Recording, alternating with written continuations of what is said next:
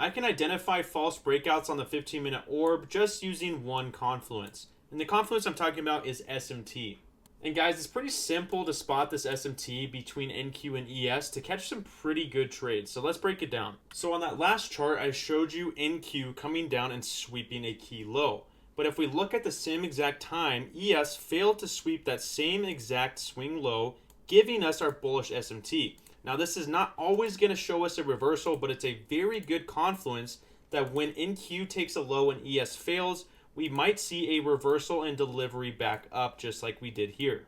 This is where combining ICT concepts with the 15-minute orb is absolutely golden. If you see right here, we formed a bearish fair value gap on that move down, and then we got a close above that level. So now this becomes an IFEG. So now we're pairing SMT with an IFEG, and that's when we want to target our long entry.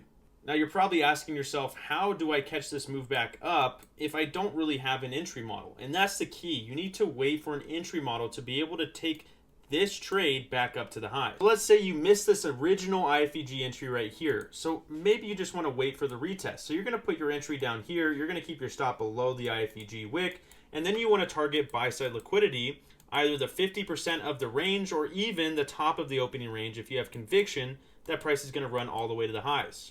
Now, I probably wouldn't be looking to take this one all the way to the highs up here, but I would be looking to take it to the 50% of the range, which is when I'm going to use my fib from the bottom to the top of the range. So now I'm just looking to take my TP right at the 50% here for about 320 ticks. All right, so let's play this out. We're waiting for price to retrace. Boom, we get our entry with our stop below, and you can see how quick that runs to full TP at the 50%.